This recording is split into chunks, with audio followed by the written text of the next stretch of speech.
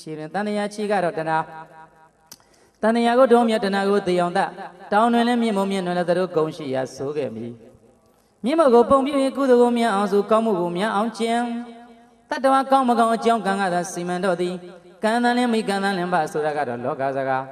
ဉာဏ်တန်လင်းမိဉာဏ်တန်လင်းပါဆိုတာကတော့ခောရမရှင်တော်ဘုရားရဲ့တရားဟောပြလို့ထားခဲ့တာကအန္တရဏိဘိက္ခုယမန္တယမိဝဝိယဓမ္မသင်္ခါရအပမရိဏသံပါရိထာ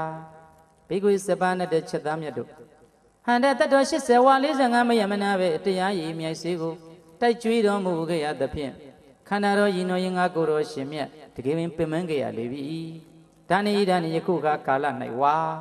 ကောတိနာယုံပြမျိုးဆုံးသည်ရေကုံသားမောအင်းရင်တော်ဝဲမြောက်တော်အုတ်ကောင်းပြုကာထီပေါင်းချင်းရင်နန်းနိဗ္ဗာန်သို့ဝန်ဆံပြီးဆဲဆဲချိန်ကားတဲ့၌ဟောယင်သူယရဏသတ္တလျာဟု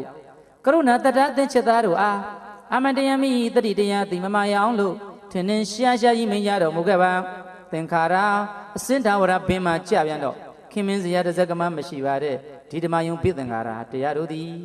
ဝေယဓမ္မပစ္စည်းရင်တော်ရှိကြပါပေကုန်၏ဝေယဓမ္မလက္ခဏာရဲ့နဲ့အဖြစ်ကလည်းမစဲအပြစ်ကလည်းမစဲနိုင်တာမို့ထိတ်ဆရာတမြဝိဇ္ဇာကစာရာကြောင့်ဟေးယောဂီတို့ရေစိတ်သာချကြပြီတော့အနိစ္စဝတ္တတို့ဘာတကားဒုက္ခဝတ္တတို့ဘာတကားအနတ္တဝတ္တတို့ဘာတကားအပမာရိဏမမိမလျောမပေါ်မစ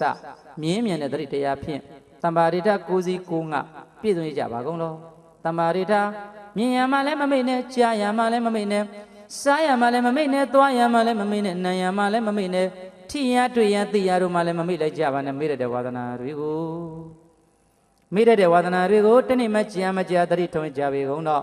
ဟောဒီကနေ့ထေရဝါဒဘုရားသာသနာတော်ကြီးကိုထိန်းသိမ်းစောင့်ရှောက်ရအသင်းရဲ့ထေရဝါဒထူတရားဝဲကျင့်ပရဣဌာနတို့တရားတော်နဲ့ကြွတော်မူလာကြကုန်သောလူရှင်ပေါင်းသူတော်ကောင်းတို့သည်